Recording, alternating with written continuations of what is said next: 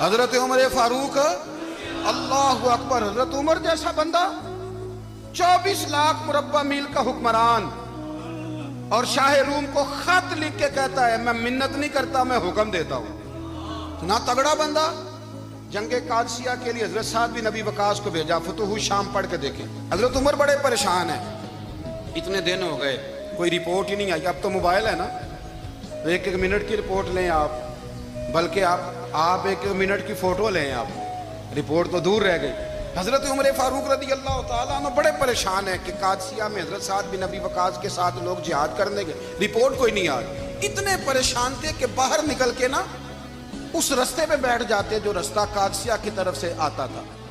جو بھی آتا جاتا پوچھتے جنگ کے کیا حالات ہیں. ادھر جب اللہ نے فتح دے دی نا تو حضرت سعد بن ابی وقاص رضی اللہ تعالیٰ عنہ نے ایک قاصد کو خط دے کے بھیجا. کہنے لگے عمر کے پاس جاؤ, انہیں اطلاع دو کہ الحمدللہ اللہ نے اسلام کو فتح عطا کر دی. یہ حضرت عمر کو جا کے دینا. وہ بڑے پریشان ہوں گے. وہ جو اس زمانے میں اس طرح ہوتا تھا کہ کئی دور دور سے صحابہ جو دوسرے شہروں کے ملکوں کے رہنے والے ہوتے تھے وہ بھی آ کے شامل ہو جاتے تھے جہاد میں. کوئی ایک دفعہ مدینے آیا, کوئی 2 دفعہ آیا, پھر اپنے اپنے علاقوں میں. بہت سارے لوگوں نے زیادہ دفعہ حضرت عمر کو دیکھا بھی نہیں تھا. وہ جو قاصد خط لے کے آیا تھا نا اس نے 1 دفعہ دیکھا تھا. حضرت عمر بوڑھے ہو گئے, وہ پہچانتا نہیں تھا. ادھر سے وہ خط لے کے آ گیا. حضرت عمر مدینے سے باہر نکل کے اس روڈ پہ بیٹھے تھے جو قادسیہ سے آتا تھا. جب وہ اس آدمی کو آتے دیکھا تو حضرت عمر اٹھ کے کھڑے ہو گئے, فرمانے لگے قادسیہ سے آ رہے ہو؟ وہ کیا کہتا ہے, پھٹے پرانے کپڑے, ٹوٹے ہوئے جوتے, سر پہ پرانی پگڑی. کہنے لگے غلام مدینے کے رہنے والے ہو؟ حضرت عمر کہنے لگے ہاں مدینے کا ہوں. کہا میں قادسیہ سے آیا ہوں, الحمدللہ اللہ نے اسلام کو فتح دے دی ہے, الحمدللہ کفر کی کمر ٹوٹ گئی ہے. اس نے یہ بات کر کے تو گھوڑے کو ایڑی لگائی, گھوڑا دوڑنے لگا مدینے کے. حضرت عمر بھی ساتھ ساتھ دوڑ رہے. فرمانے لگے اچھا بتاؤ خالد بن ولید کا کیا حال ہے؟ تھوڑا آگے جا کے فرمانے لگے اسامہ بن زید کیسے؟ وہ کہتے ہیں ٹھیک ہے. پھر اس نے اور گھوڑا. عمر ساتھ ساتھ دوڑ رہے ہیں, ساتھ ساتھ. 24 لاکھ مربع میل کا حکمران, ایک جوتا پیر سے نکل گیا, عمر دوڑ رہے ہیں. آگے جا کے پوچھتے ہیں سعد بن ابی وقاص کا کیا حال ہے؟